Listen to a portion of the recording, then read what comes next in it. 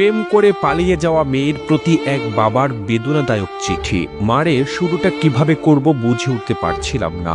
যেদিন তুই তোর মায়ের অস্তিত্ব ছেড়ে ভূমিষ্ঠ হয়েছিলি, সেদিন থেকে তোকে মা বলে ডাকতে শুরু করলাম। তোকে মা ডাকতে গিয়ে আমার নিজের মা হারানোর ব্যথাটাই ভুলে গিয়েছিলাম। তোর মাও তোকে মা ছাড়া অন্য নামে কখনো ডাকেনি। বিদ্যালয়ের প্রথম দিন শিক্ষক তোর নাম জিজ্ঞাসা করেছিলেন। তোকে মা বলে ডাকতে ডাকতে তোর ডাক নামটাও ভুলে গিয়েছিলাম। আমি তোর নাম বলতে না পারাই সবাই আমাকে নিয়ে হাসতেছিল।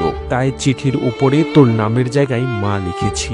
হঠাৎ করে তুই এভাবে চলে যাবি আমি তা বুঝতেই পারিনি। ছেলেটা যেদিন বাইরে ব্যাগ হাতে তোর জন্য অপেক্ষা করেছিল যে কখন তুই দরজা খুলে বাইরে বের হয়ে আসবি, আমি তখন ভেতরে বসে রবের কাছে প্রার্থনা করছিলাম আর ভাবছিলাম যে আর কতটা ভালোবাসতে পারলে তুই আমাকে ছেড়ে চলে যাবি না। অপরদিকে তুই ঘরে বসে ভাবছিলি আজ যেতে না পারলে ছেলেটার কাছে ছোট হয়ে যাবি। আর আমি ভাবছিলাম তুই চলে গেলে সমস্ত পিতৃ জাতির কাছে কি করে মুখ দেখাবো। জানিস মা, তুই তোর 3 বছরের ভালোবাসা খুঁজে পেয়েছিস, কিন্তু আমার জীবন থেকে 20 বছরের ভালোবাসা হারিয়ে গেছে।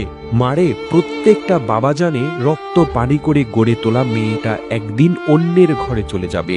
তারপরেও একটুও কৃপণতা থাকে না বাবাদের ভিতরে। বাবাদের ভালোবাসা শামুকের খোলসের মতো মারে। বাবাদের বাহিরটা শক্ত হলেও ভেতরটা কিন্তু খুব নরম হয়ে থাকে। বাবারা সন্তানদের কতটা ভালোবাসে তা বুঝাতে পারে না, তবে অনেকটা ভালোবাসতে পারে।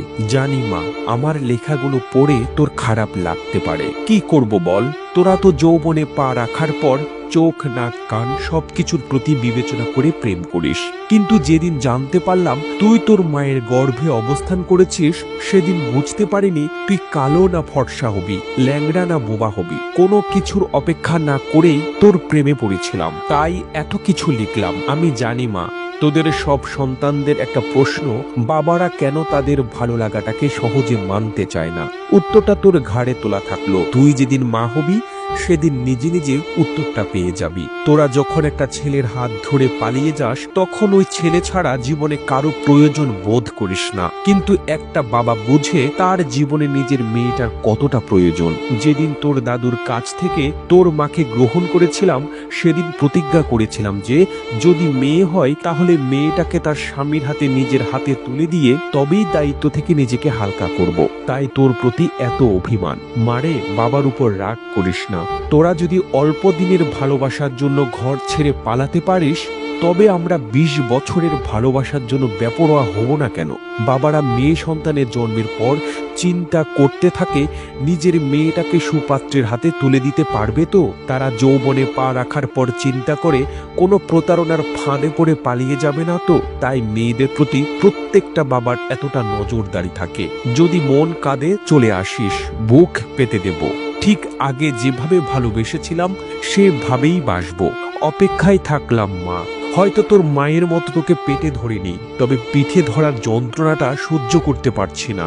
খুব কষ্ট হচ্ছে রে মা, খুব কষ্ট হচ্ছে। ইতি তোর জন্মদাতা পিতা।